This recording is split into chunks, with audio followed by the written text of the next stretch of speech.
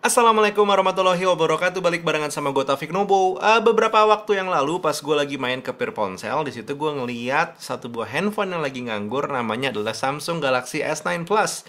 Dan ini memancing sekali, membuat gue penasaran gimana ya sebenarnya performa dari handphone flagshipnya Samsung di tahun 2018 kalau dipakai di tahun 2020. So, take it home, I try it, and this is my story. Diluncurkan di bulan Februari 2018, Samsung Galaxy S9 adalah handphone flagship pertama gue setelah 5 tahun eksklusif menggunakan hanya iOS.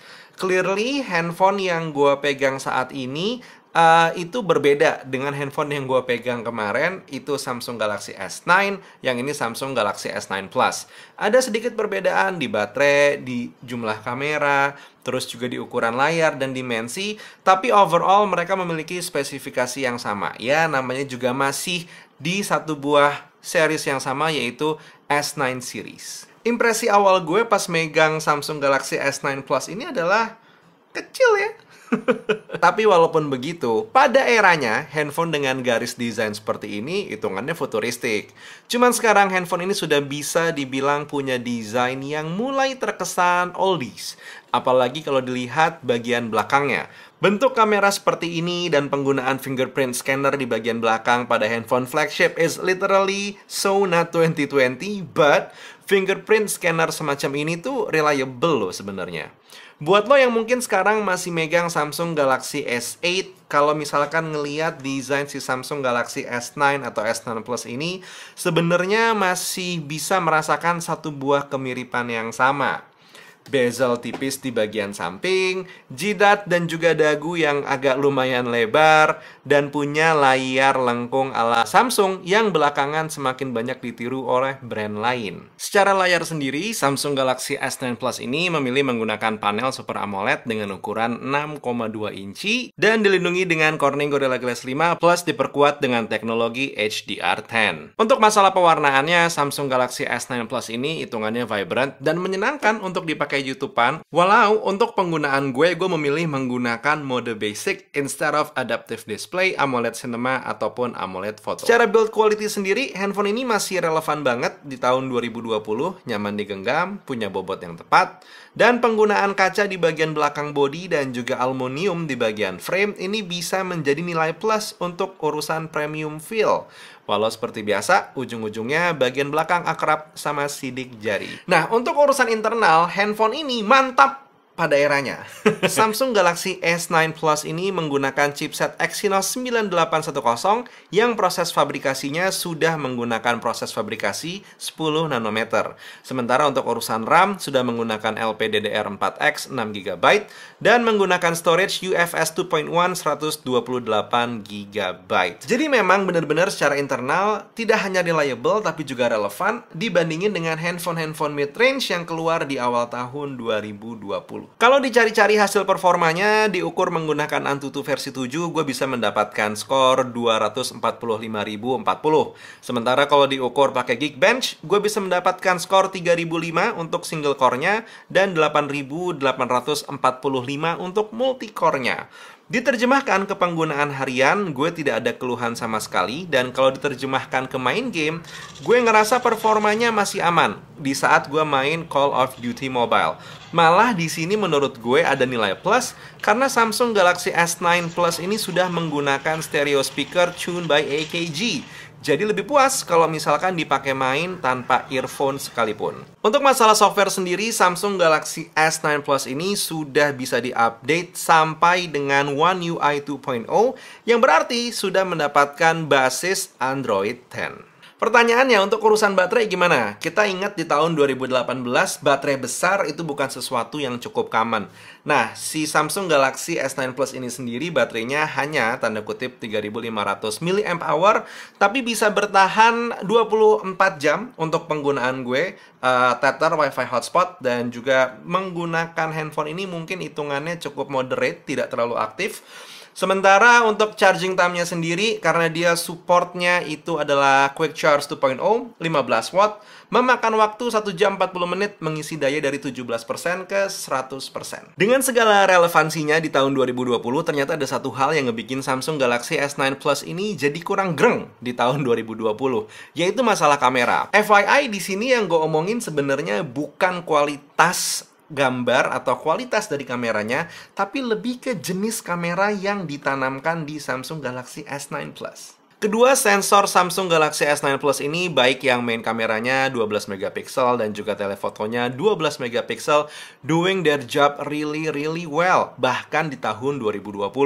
Tapi di sini gue sangat-sangat berharap kalau misalkan satu buah handphone hanya menggunakan dua buah kamera, kamera itu adalah main kamera dan juga ultra wide angle kamera. Although I really understand karena di awal tahun 2018 penggunaan ultra wide angle kamera it's not something that very common, let alone digunakan dalam satu buah flagship yang sudah didesain sedikit lebih advance dari awal tahun 2018.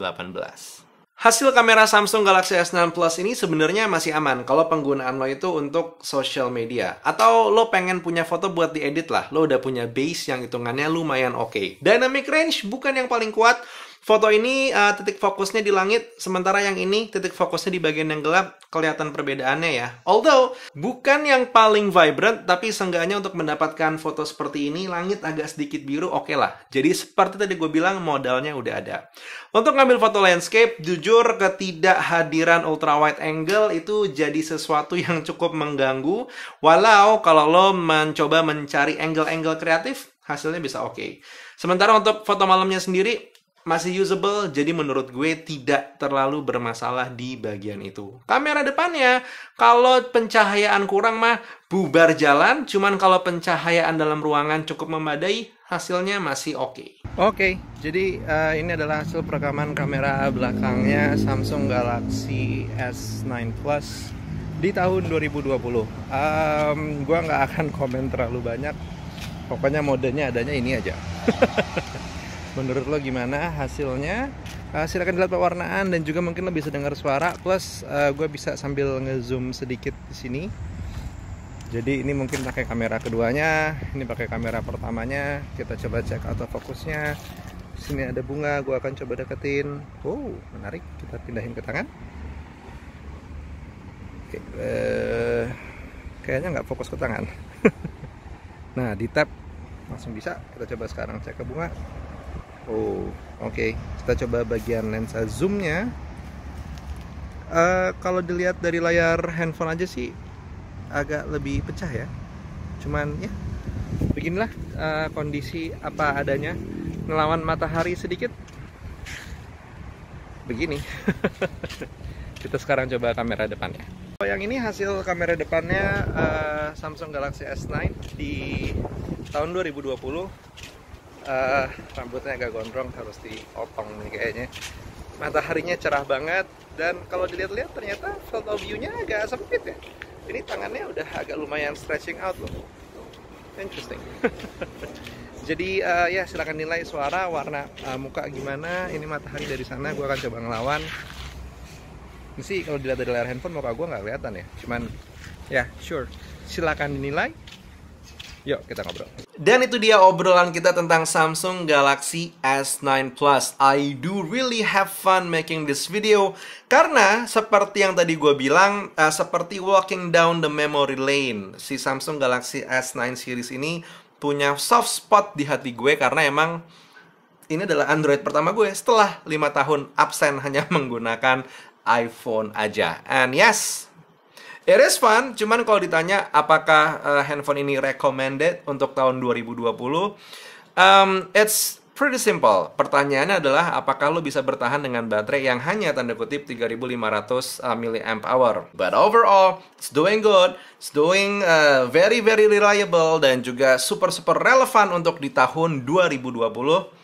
Kecuali yang tadi, urusan baterai. You have to think about it a little bit more.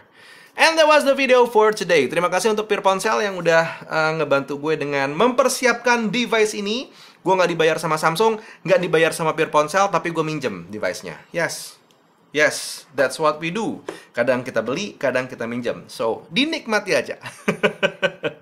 Anyway, if you have more questions tentang Samsung Galaxy S9 Plus, atau mungkin ada sesuatu yang pengen lo share karena lo sudah menggunakan device ini juga, boleh tulis di kolom komentar. I'll be waiting. And if this video is helping you in a way untuk menentukan apakah lo pengen beli mantan flagship ini, please do hit like. Kalau lo nggak suka sama video ini, tenang aja, klik dislike 2 kali.